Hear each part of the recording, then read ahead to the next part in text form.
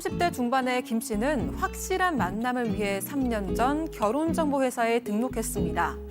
그녀의 단계는 골드, 결혼정보회사에서도 높은 단계였는데요. 곧바로 골드보다 한 단계 더 높다는 다이아 단계의 한 남성과 매칭이 되고 이들은 1년도 되지 않아서 결혼을 하게 됩니다. 하지만 결혼정보회사를 너무 믿었던 걸까요? 부모님이 상가 건물주에 연봉이 억이 넘고 집이 4채가 있다는 남편의 말은 전부 거짓말이었습니다. 기가 막힌 상황에 김 씨가 사기 결혼 아니냐 따지자 남편은 사기가 아니라며 오히려 적반하장으로 나오고 있다고 하는데요. 철석같이 믿었던 결혼정보회사와 남편의 실체. 김 씨는 이 상황을 어떻게 하면 해결할 수 있을까요? 자, 오늘 사연도 우리 사반 가족분께서 직접 제보해 주신 사연입니다. 이 결혼정보회사 관련한 얘기 저희가 과거에도 한번 다뤘던 것 같은데 하하 이거 참. 자, 이번에는 조금 사안이 더 심각해 보여요. 네, 이번에는 30대 김 씨 제보를 주신 분이신데요. 그동안 좀 이상한 남자들만 만나왔다고 합니다. 그래서 이번에는 신원이 확실한 남자를 만나서 좀 결혼을 하고 싶다. 이런 마음에 이 결혼정보회사에 가입을 합니다. 그런데 이렇게 결혼정보회사에 가입을 하게 되면 어떤 재산이나 외모를 토대로 해서 그 단계가 매겨지잖아요. 네. 이 김 씨는 골드 단계였습니다. 이 명문대 출신이고 대기업에 재직 중이고 집안도 몇십억대 자산이 있는 굉장히 넉넉한 형편이었다고 합니다. 얼마 있지 않아서 이 결정사에서 한 남성을 소개를 해주게 되는데 이렇게 소개받은 남성이요 골드보다 한 단계 높은 다이아 단계였습니다. 이 남성 같은 경우에는 오피스텔을 포함해서 집이 4채였습니다. 그리고 직원 3명을 둔 회사의 대표다 이렇게 소개를 받았고요. 전 직장은 대기업이었는데 이 대기업에서 8년간 근무를 하다가 나와서 회사를 차린 그런 남성이었다고 합니다.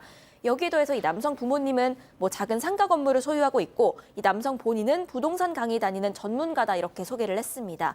이 2명 다 결혼을 목적으로 만났기 때문에요. 아주 짧은 연애 기간만 거치고 1년도 되지 않아서 결혼식을 올리게 됩니다.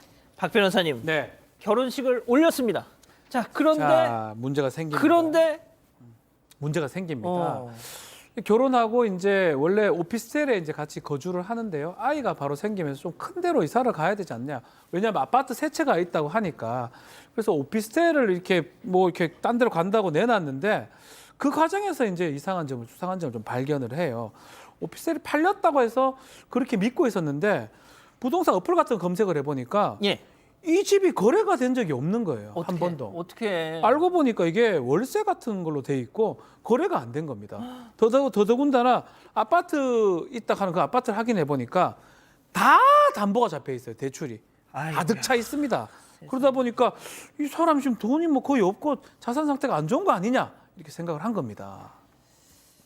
아니 아까 그 어디 회사 사장이고 집도 부자고 그 다이아라면서요 등급이 예? 이 부분 보고 되게 좀 이렇게 아연실색했는데 과연 결혼정보회사의 정보가 어디까지 진실인지를 좀 찾아봐야 되는데 아마 학벌 정도가 아마 그 제출서를 낼 거예요. 그런데 지금 이 남성이 이야기했는 것 처음부터 끝까지 다 거짓말입니다. 직원 3명이 있던 회사 사장, 그런 회사는 존재하지 않았습니다. 그리고 대기업에서 8년 동안 일을 했다라고 하는데 대기업에서 일한 적은 없는 것 같습니다.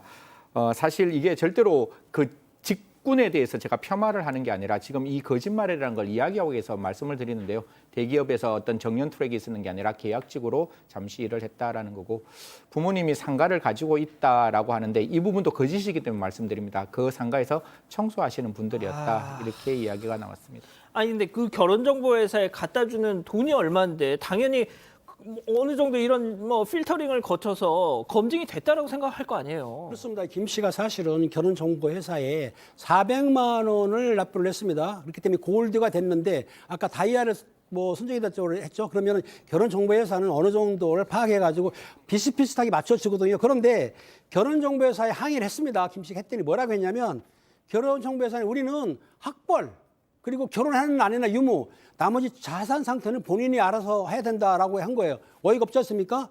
그래서 손해배상 청구하니까 그러면 당신 고소를 하든지 아니면 소비자 보호원에 얘기를 하든지 알아서 하라고 했다는 거예요. 아이고야. 그러니까 이 여성을 볼 때에는 아니 가입비가 등급대로 있고 골드니 다이아니 돈을 많이 받지 않습니까? 그럼 책임을 져야 되는데 안 진다고 쉽게 얘기해서 적반하장으로 멋대로 했다는 거예요.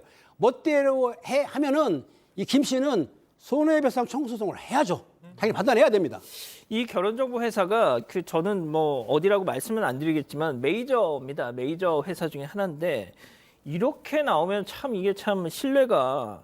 자, 그런데 우리 제보자분께서는 두 가지가 궁금하시다고 저희한테 제보를 주셨는데 먼저 첫 번째 궁금증, 이 제보자분의 목소리로 직접 한번 들어보시죠.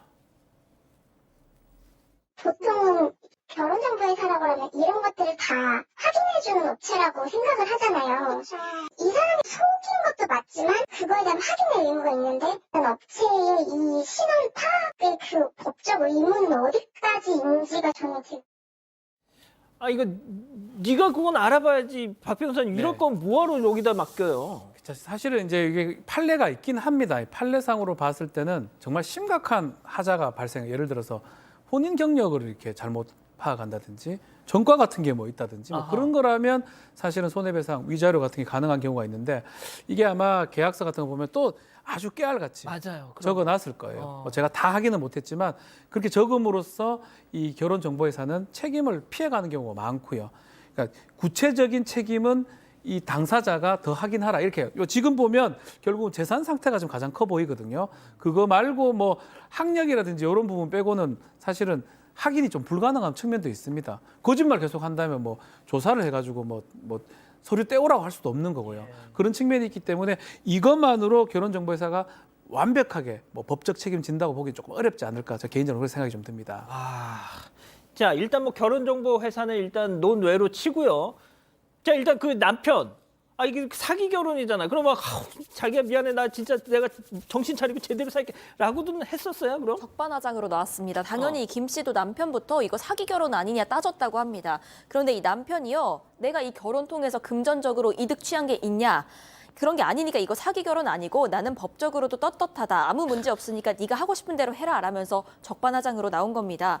이런 와중에 이 남편이 이런저런 곳에서 또 대출을 엄청나게 많이 받았다는 사실까지도 알게 됐습니다. 그렇게 대출받은 돈은요, 코인 투자해서 다 날렸다고 합니다. 그래서 현재 이 남편은 개인회생 들어간 상황이고요. 이 개인회생 들어가면 4대 보험 되는 회사에 들어가야 한다고 합니다. 그래서 최저 생계 유지비만 빼고 그 월급 전부를 빚 갚는 걸로 빠지는 그런 방식인데, 그래서 현재 이 남성은 월급 가장 적게 주는 그런 회사를 일부러 골라 들어가서 일은 하고 있는 그런 상황이라고 합니다. 자, 일단 이 남편이란 사람은 지금 들으신 대로 이렇죠.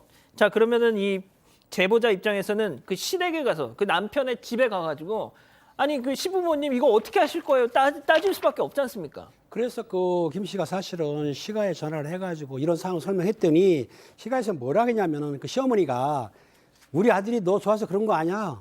그냥 이해하고 살아라. 너무 무책임하지 않습니까? 이해하고 살라고요? 이해하고 살아라 그냥.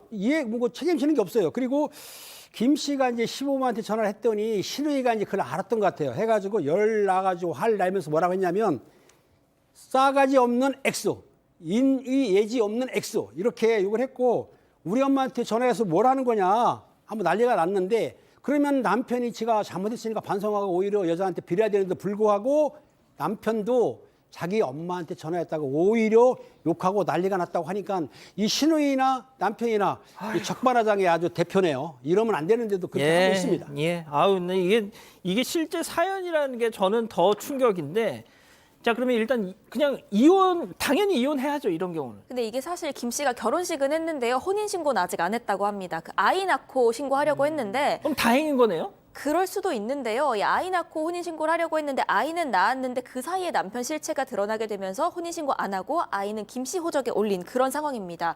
그럼 그냥 헤어지면 되는 거잖아요. 그런데 이 문제가 신혼 초기에 김 씨랑 남편이 돈 합쳐서 산 김 씨 명의의 이 준공 중인 아파트가 하나 있습니다.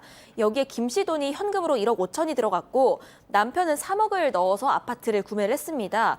그런데 이 남편이랑 이제 갈라서고 싶어서 이 남편이 개인회생 절차에 들어갔기 때문에 양육비나 위자료는 아예 받지도 못하는 상황일 것 같으니까 이 남편한테 그 아파트 내가 들어가서 살겠다. 그리고 생활비 양육비는 내가 해결할 테니까 그게 아니면 이 아파트 당장 내가 팔아서 그 돈이라도 내가 가져가야겠다. 이렇게 얘기를 한 겁니다.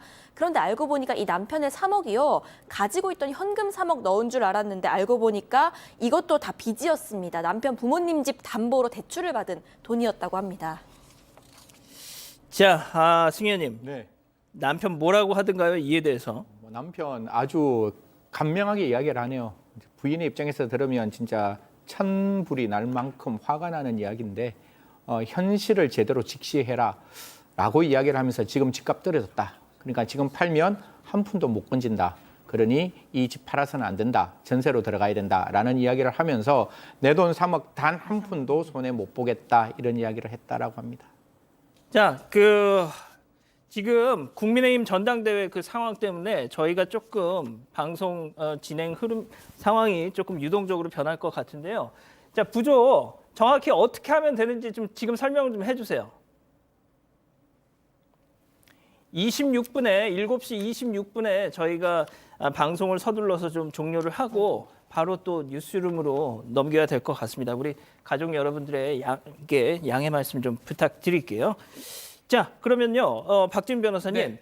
이제 시간이 얼마 남지 않았으니까, 자, 이분들 지금 아파트에 들어간 이 남편의 돈, 이거 어떻게 해야 되는지 이것만 좀 설명해 주십시오. 이게 조금 근데 사실은 뭐 결혼정보회사 얘기도 좀 했지만 확인을 또 본인이 또 해야 될 측면도 있는 거거든요. 그런 부분은 이걸 사기 결혼이라 볼 수는 없을 것 같고요. 다만 후발적 이유로 혼인 관계를 지속할 수 없는 이혼 사유는 충분히 될 수 있지 않을까 생각이 듭니다. 다만 이제 아파트에 들어간 이 남편 돈 이거를 또 아내 돈으로 할 수는 없는 것 같고, 그러니까 두 사람 관계가 지금 결혼은 사실혼 관계라고 좀 봐야 되는데 아주 짧기 때문에 그러니까 자신의 재산을 자신이 가져가는 그런 모양새로 좀 되지 않을까 그렇게 생각이 듭니다. 알겠습니다.